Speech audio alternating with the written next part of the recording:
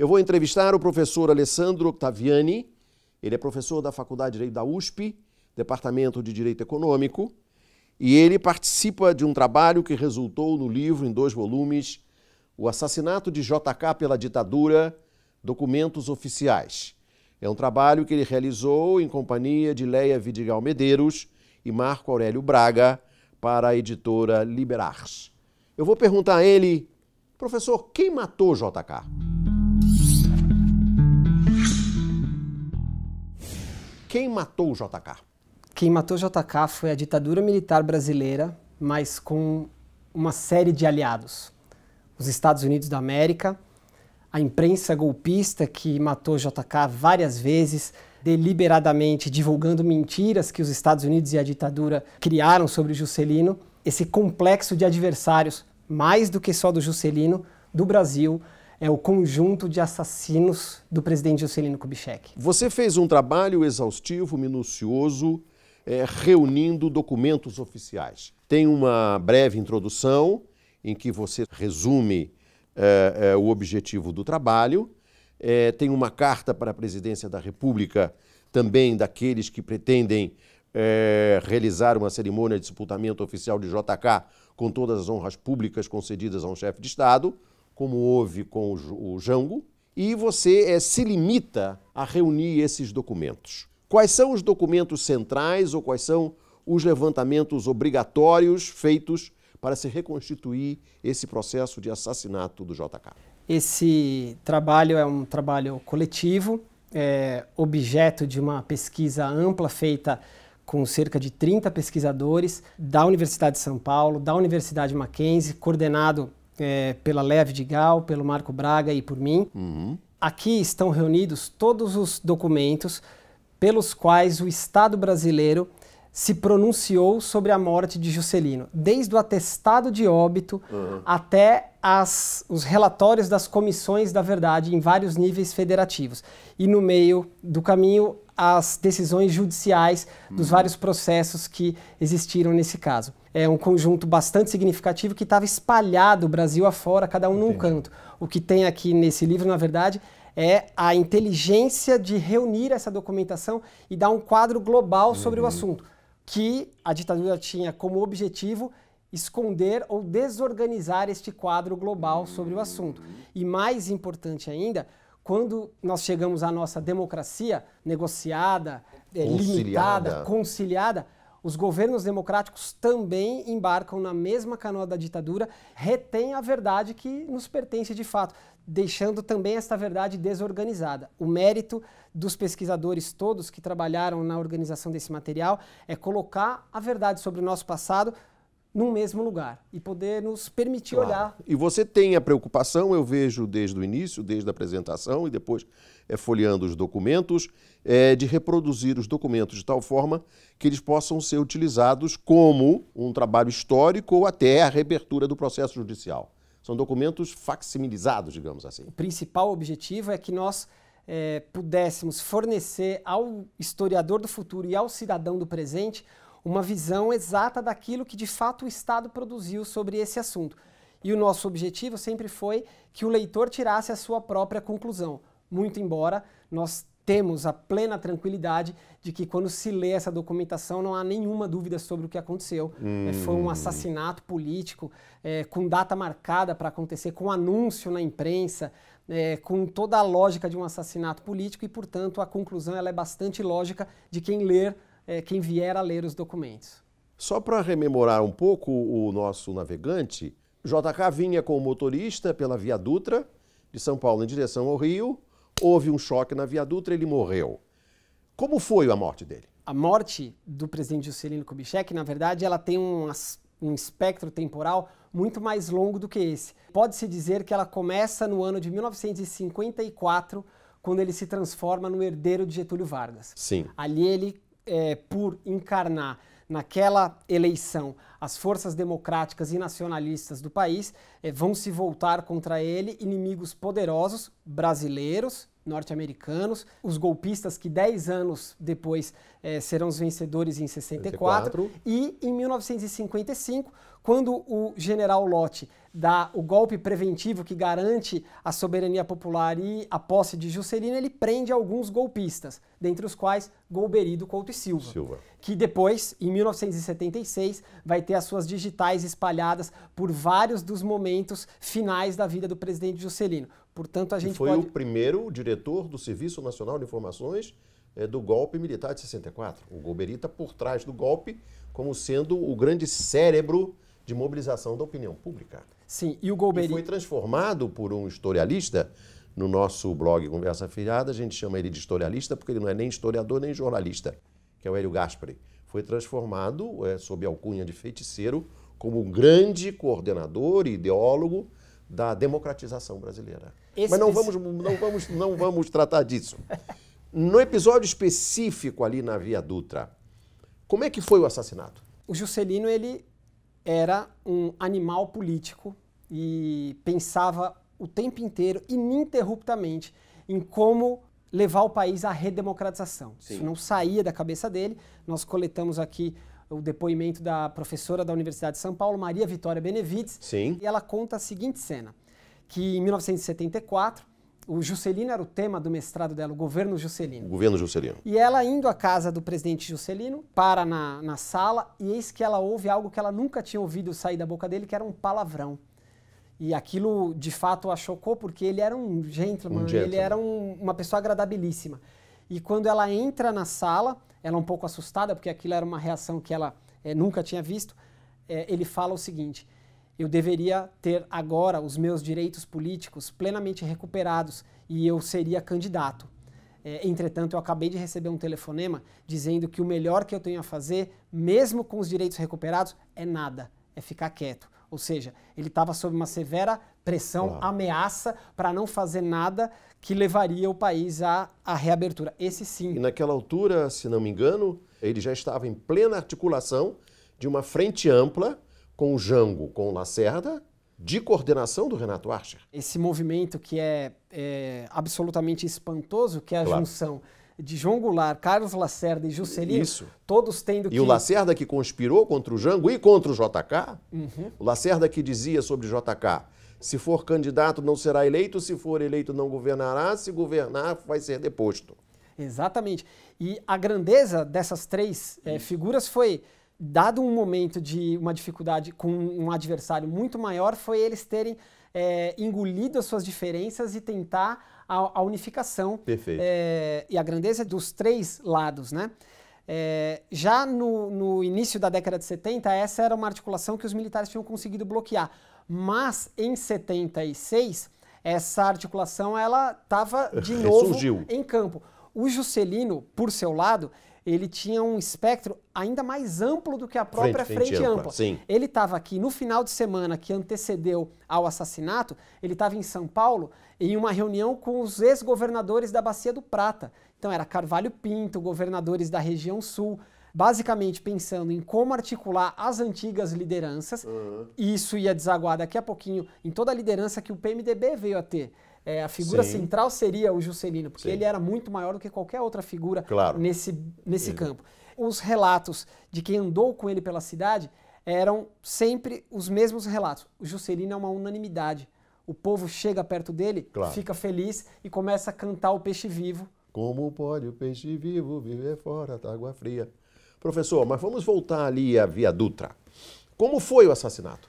Juscelino, nesse fim de semana, ele está aqui em São Paulo. A mente dele está o tempo inteiro com uma única pergunta: como é que eu organizo forças para redemocratizar o país? E nisso ele marca uma viagem que teria o trajeto de São Paulo a Rio, mas, como revelou o primo do Juscelino, Carlos Murilo Felício dos Santos, vivo até hoje, aproximadamente com quase 90 anos, havia naquelas semanas um encontro com o presidente Juscelino e ou o presidente Geisel ou representantes do Geisel. Esse encontro ocorreria na quarta-feira. Diz o primo do presidente Juscelino, Carlos Murilo, que ele foi procurado por uma figura que se dizia ser do SNI e que disse o seguinte: Carlos Murilo, você é primo do Juscelino? Sim. Aí a figura do SNI: você está gravando a nossa conversa? O Carlos Murilo diz: olha, quem é do SNI aqui é você, não sou eu. Não sou eu. Eu fui caçado, é outra. Né? Presidente Geisel gostaria de ter uma conversa com o Juscelino. Você leva este recado? Aí o Carlos Murilo levou este recado. O Juscelino, ele sempre aceitou qualquer diálogo que viesse a significar uma mínima possibilidade de redemocratização. Então o Juscelino diz ao Carlos Murilo, sim, e onde e quando eles quiserem. Esta conversa com o Geisel, ou com alguém que estava se passando pelo Geisel, ou por alguém que estava armando isso, seria na quarta-feira. Então o Juscelino sai daqui no final de semana, ele iria ao Rio de Janeiro, do Rio de Janeiro ele iria para Brasília para ter essa conversa. O assassinato vai acontecer nesse momento. Num domingo? É num domingo, 22 de agosto de 1976.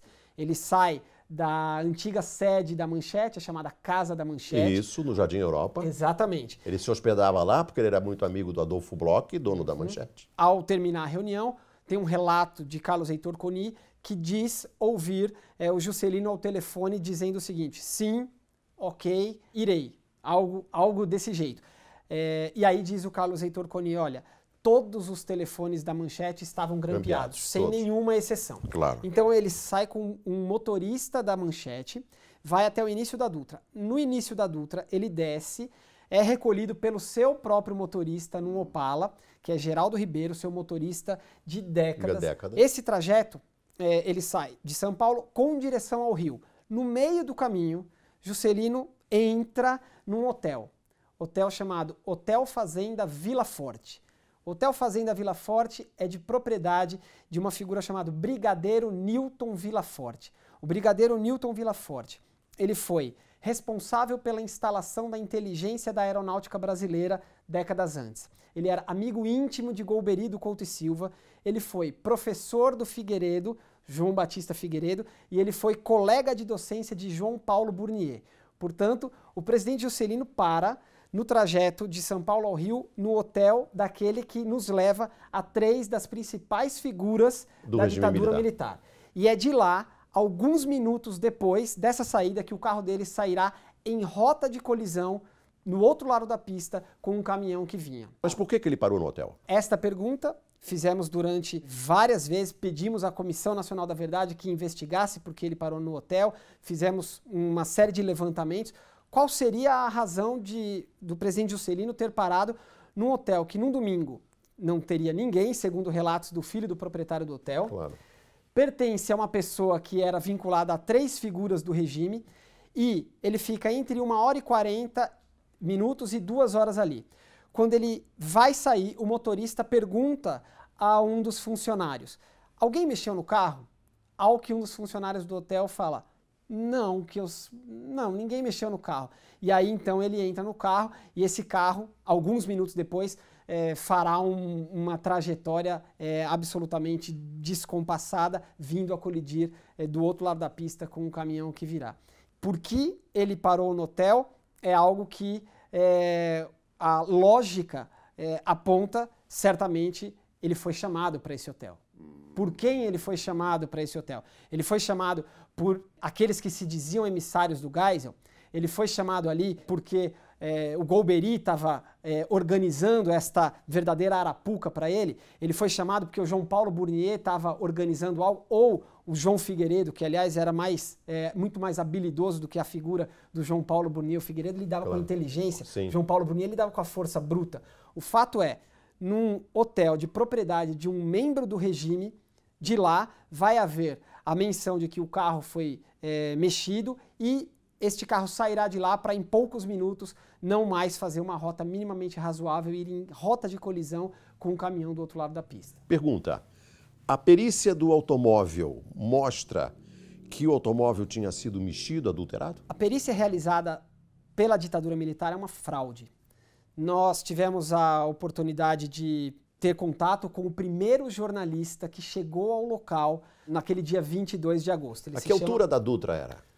Isso é na cidade de Resende. Resende, já quase no Rio. Exatamente. Este jornalista se chama Ivan Barros, ele está vivo até hoje, foi pedido à Comissão Nacional da Verdade que o ouvisse e a Comissão Nacional da Verdade fez com esse pedido o que ela fez com todos os outros, nada. Ela simplesmente ignorou mais este pedido probatório. Como neste caso a Comissão Nacional não fez nada, nós, cidadãos, tivemos que fazer. Claro. E neste caso, o jornalista Ivan Barros relata o seguinte: ele pega o carro, pega um fotógrafo e ambos correm para lá e ele é o primeiro a chegar. Quando ele chega, ele vê uma cena absolutamente inusitada, que é os policiais e os militares ali mudando os veículos de lugar. E ele fala: peraí, vocês estão mudando os veículos abalroados, os veículos da colisão de lugar. Isso não pode. E aí ele recebe uma seguinte resposta: são ordens superiores, não se meta com isso. A perícia militar, portanto, ela é uma fraude desde o seu início. Desde o início. O que é espantoso é a Comissão Nacional da Verdade ter feito um trabalho fundado nessa perícia. Por que a Comissão Nacional da Verdade se comportou assim? Olha... Quem na Comissão da Verdade se recusou a receber você? Quem na Comissão da Verdade se recusou a abrir a investigação do assassinato de Juscelino? Quem? Eu te digo com muita tranquilidade, a Comissão Nacional da Verdade inteira não quis saber. Essa foi uma política deliberada de todos eles. Especificamente, quem organizou esta forma e quem se comunicou desta maneira com esses pesquisadores, aqui documentado, foi o professor Pedro Dalari, que era o presidente. Qual foi o fato? Ele recebe uma... Era o presidente da Comissão Nacional da Verdade, Pedro Dalari. Pedro Dalari. De qualquer maneira, a Comissão Nacional da Verdade, ela foi repetidas vezes retratada na imprensa como um órgão que não andava, como algo que não aconteceria. O blog Conversa Viada chamava a Comissão da Verdade de Comissão da Meia-Verdade. Eu me lembro. E justamente para se contrapor a esta imagem, num determinado momento, a escolha do governo é fazer aquilo andar de alguma maneira. É nesse momento que se reformata a presidência e isso trouxe grande esperança a todos aqueles que trabalhavam com essas investigações.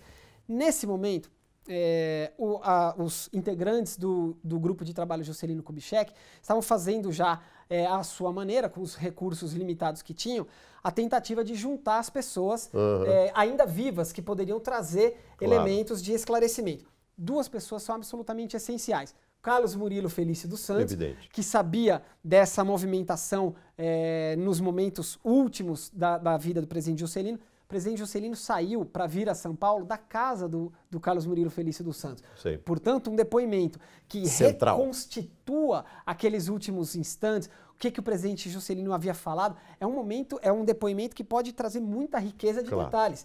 Bom, a outra pessoa é o coronel Afonso Eliodoro. O coronel Afonso Eliodoro era o homem de todas as confissões do presidente Juscelino. O grupo de trabalho Juscelino Kubitschek, por meio da pesquisadora Léa Vidigal, com a confiança dessas duas figuras centrais para a história do Brasil, vai à chefia de gabinete da Presidência da República, apresenta essas duas pessoas ali. Da presidência da presidência Dilma Rousseff, sim. E o chefe de gabinete da presidência, então, como aí relatado, afirma: olha, essa é uma questão de alta relevância, eu sugiro a vocês, então, procurarem a Comissão Nacional da Verdade, que é o que exatamente, então, o GTJK faz. Encaminha, então, um pedido, basicamente falando o seguinte: olha, temos aqui um pedaço da história, ainda vivo, que tem fatos absolutamente relevantes para serem relatados, temos uma lei que determina que esta comissão deve receber pessoas que têm com o que contribuir e a produção de provas, então gostaríamos de marcar a sua oitiva dessas pessoas. E a resposta foi essa que está aí relatada, que é, assim, mal resumindo, é a seguinte: muito obrigado pela sua carta, mas não tenho agenda para isso aí. Quem disse isso? Pedro Dalari. Isso está aqui escrito. Pedro Dalari. E essa resposta... Não tinha agenda. Está escrito aqui: não tenho agenda. Não tenho agenda e tudo aquilo que eu deveria saber sobre isso está contido na documentação disponível no site, cujo conteúdo histórico é absolutamente medíocre, sequer leva em conta um depoimento já à época disponível, como esse, por exemplo, do Ivan Barros, sobre a fraude realizada na perícia. Portanto, o que aconteceu ali naquele momento nós tínhamos, essas pessoas do GTJK tinham testemunhas relevantes e tinha toda uma investigação a ser feita e, por outro lado, tinha um bloqueio claro por parte da Comissão Nacional da Verdade de se fazer uma investigação sobre uma das mais importantes figuras de toda a nossa história. A Comissão da Meia-Verdade Existe a possibilidade desses documentos aqui levarem os pesquisadores brasileiros, os historiadores, e não os historialistas, à conclusão de que houve participação da Operação Condor? A lógica daquele ano, ela é bastante evidente no que diz respeito à intensidade da Operação Condor naquele momento. Há um documento aqui, é uma carta assinada pelo general Contreras, que é o chefe da DINA. No Chile, o homem da confiança do Pinochet. Exatamente, que é, na verdade, uma máquina de assassinatos. Essa carta, ela é endereçada a Figueiredo, o chefe da nossa inteligência militar. E essa carta diz o seguinte: estimado general Figueiredo, o seu plano, o nosso plano para resolver os problemas do Cone Sul, com certas lideranças social-democráticas ou democráticas cristãs, como, por exemplo, Letelier e Juscelino Kubitschek, é um plano muito bom. Portanto, está aprovado, vamos levar isso a cabo. Em cerca de um ano, Letelier será explodido em Washington e o Juscelino sofrerá esse atentado. E o Jango morreu, e o Lacerda morreu, em condições suspeitíssimas. Exatamente. E provavelmente também debaixo de uma ação, no caso específico do Jango, há indícios muito fortes de que ele foi envenenado pela Operação Condor, por um uruguaio da Operação Condor. E há mais um fato especificamente referente à Operação Condor. O general Contreras estava vivo, ele estava em prisão perpétua no Chile. O Brasil tem um convênio de fornecimento bilateral de informações sobre a ditadura com o Chile. O grupo de trabalho Juscelino Kubitschek e a Comissão Estadual da Verdade, porque essa assumiu as investigações dentro do seu bojo, o parlamentar Adriano Diogo, vendo aquela Comissão negativa... Estadual da Verdade na Assembleia Legislativa de São Paulo. A Comissão Nacional da Verdade, ela desde o início bloqueou investigações sobre figuras desse vulto. Claro. Por outro lado, a sociedade civil e a universidade, no caso do GTJK, levaram isso adiante, mas também a Comissão Estadual de São Paulo e a Comissão Municipal de São Paulo, uma coordenada pelo deputado Adriano Diogo e a outra coordenada pelo vereador Gilberto Natalini, elas levaram adiante importantes investigações. E os documentos deles estão aqui. Também aí. Então, esse livro ele é uma tentativa a mais imparcial e a mais neutra possível de juntar documentos. Tudo. Até documentos que, do ponto de vista historiográfico, nós consideramos absolutamente falaciosos, como, por exemplo, o relatório final da Comissão Nacional da Verdade, ele está aqui também. Porque o que nos importa, a diferença de quem manipula a história é trazer os documentos para aquele que vai estudar a história ter acesso a ele. Me permita só voltar na questão do Contreras e da Operação Condor. Claro, por favor. Essa carta endereçada pelo Contreras ao Figueiredo, ela foi objeto de um pedido para a Comissão Nacional tentar investigar a autenticidade dela. Nenhuma resposta houve. Passado algum tempo, houve a emissão de uma carta rogatória para o Chile, que chega então ao general Contreras, basicamente faz a seguinte pergunta: essa carta, general, o que o senhor diz dela? Isso foi cerca de um mês antes dele morrer. E ele fala o seguinte: olha, eu já estou um pouco idoso, não me lembro mais de muita coisa, mas essa assinatura é certamente minha. A minha assinatura eu sempre reconhecerei. Essa é a resposta. Portanto, olha só, nós tínhamos aqui uma série de elementos. Pessoas no Brasil, pessoas fora do Brasil, toda a reconstituição lógica e técnica para ser feita. Isso foi levado a cabo por gente, repito, da universidade, da sociedade civil e das outras comissões da verdade. Esse é o trabalho que está aí disposto. Uma última pergunta. Concluído esse trabalho, vocês pretendem fazer o quê? Esse trabalho, na verdade, ele não está concluído. Essa é a principal conclusão que nós chegamos quando nós o terminamos.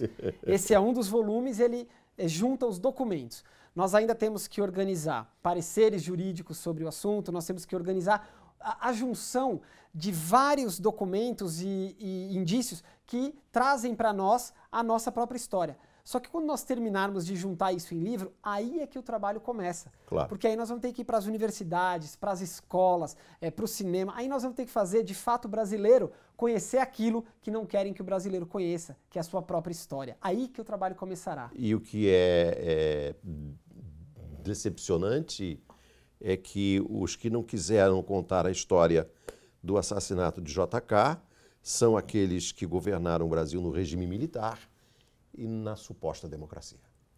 Eu não tenho o que tirar nem pôr do que você falou. Muito obrigado, professor. Eu que agradeço.